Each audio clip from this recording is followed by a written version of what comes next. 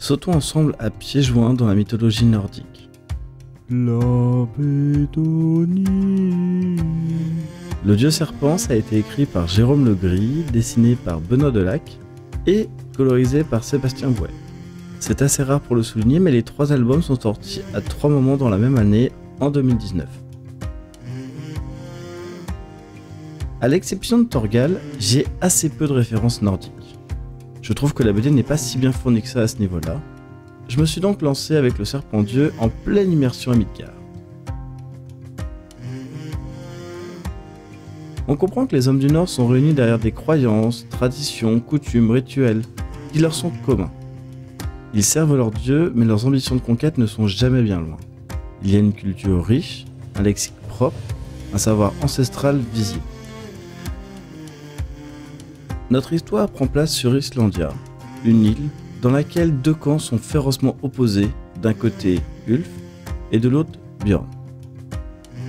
Ils se neutralisent car pour l'instant leurs forces sont à peu près égales, mais un événement extérieur pourrait changer la donne.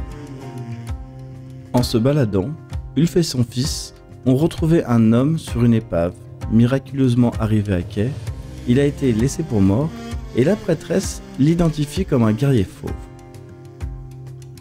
Au nombre de 3, les guerriers fauves sont des combattants surhumains qui veillent sur le monde.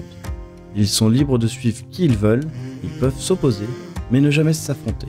Faute de quoi, Odin, à qui ils doivent allégeance, ravagera le monde des hommes. Mais les guerriers fauves ne sont pas les seuls à avoir des liens avec les dieux. Les prêtresses, les sorciers ont des liens aussi avec un autre dieu, Loki, qui, fidèle à sa réputation, aime provoquer Odin.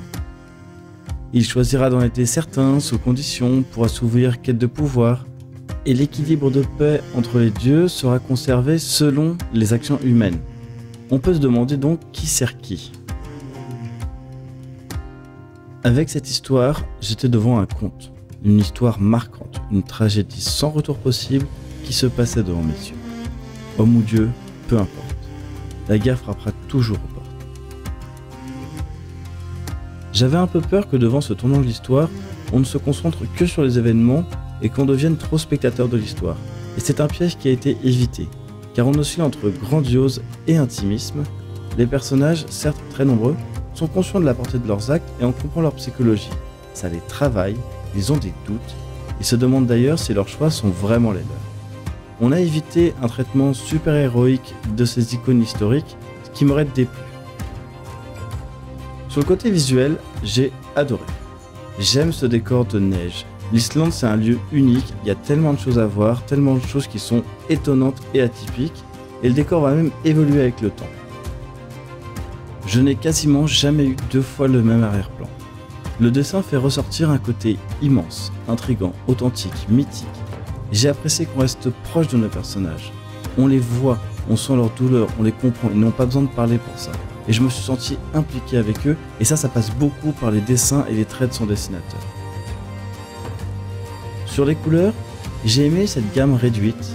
En tête, sans réfléchir, j'ai le blanc, le bleu et le rouge et quelques nuances de gris. Et elles sont vivantes, saturées, en accord avec les lieux, et ça donne à cette œuvre une identité propre, ce qui est pour moi un énorme avantage. J'ai dévoré ces 3 tomes et je trouve que l'histoire et la qualité ne va que en s'améliorant. Le 3e tome est vraiment une bombe. J'ai juste un petit bémol, c'est un point fort pour moi d'être très référencé, mais parfois j'ai eu du mal à avancer sans avoir à aller en arrière, revérifier qui est qui ou quel nom désigne quoi. Le dernier tome laisse penser qu'il y aura d'autres cycles. Pour l'instant, je n'ai pas d'infos là-dessus, sans doute qu'on part sur la même stratégie de sortie, c'est-à-dire on attend qu'ils soient finis pour les sortir tous sur la même année à quelques mois d'intervalle. En attendant, cette histoire en 3 tomes se suffit largement à elle-même et je vous la recommande fortement. La Bédonie.